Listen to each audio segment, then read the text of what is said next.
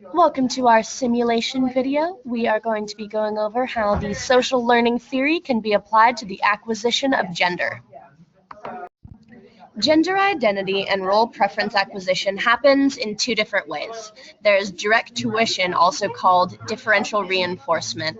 In this, children are encouraged and rewarded for displaying gender-appropriate behavior and punished or discouraged for behaviors considered only appropriate for the opposite sex. This is often seen in stereotypes that are forced on children at birth and seem to increase at around 2 years old through various forms of encouragement and discouragement, such as letting a child wear blue or pink clothes or only allowing your daughter to play with dolls instead of trucks. When parents use direct tuition, their children are most likely to label themselves as a boy or a girl sooner, develop strong gender-typed toy preferences and activities, and that also extends to the peer group that they're more likely to interact with. And they're also more aware and have a better understanding of gender stereotypes. That may sound like a good thing, but it genuinely means children are more conforming to those stereotypes and less likely to do something that would make them more comfortable. Young children's toys and activities at an early age, their preferences are most likely due to parent reinforcement. So a girl playing with dolls most likely plays with dolls because that is the only thing her parents ever provided to her.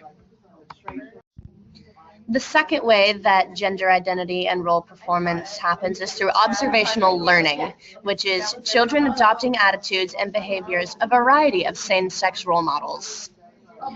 There are a couple different ways people look at this theory, including flaws in it. One of the biggest flaws in this section of the social learning theory is that as children get older, they have many different sex role models and same sex, which slightly muddles this theory. But moving on.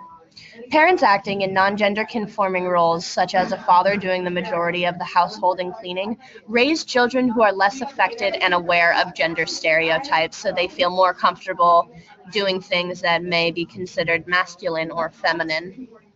Having opposite sex siblings also yields similar results because children are more likely to play together and engage in ungendered play.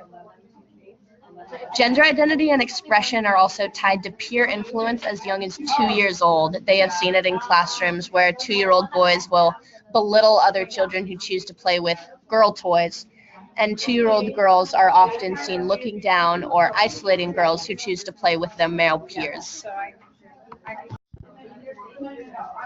There are a couple different examples of gendering in media, and it does have a really huge impression on children. We see in most books, movies, and TV shows that men are depicted as the heroes and women are portrayed as passive female characters. Women are generally shown as passive wives, objects to advance a sexual storyline, or in a feminine job such as a nurse or a child care provider, whereas men are shown as heroes and in charge of their own story with positions high up in power such as a CEO or a lawyer. These stereotypes are so enforced through television and other media that children who watch more TV are far more likely to have stereotyped views of men and women. There are a couple of different flaws in the social learning theory, the biggest one being that the theory views children as passive pawns in the gender socialization process. Biological factors are not considered. The theory really can't explain, for example, a highly religious family in a Bible Belt community having a flamboyantly gay son. There's no explanation for where those behaviors were adopted if you are analyzing it using this theory alone. In conclusion, we believe that biology plays an important role in the acquisition of gender, but the social learning theory is beneficial when analyzing how children adopt and display gender-based stereotypes. Good night.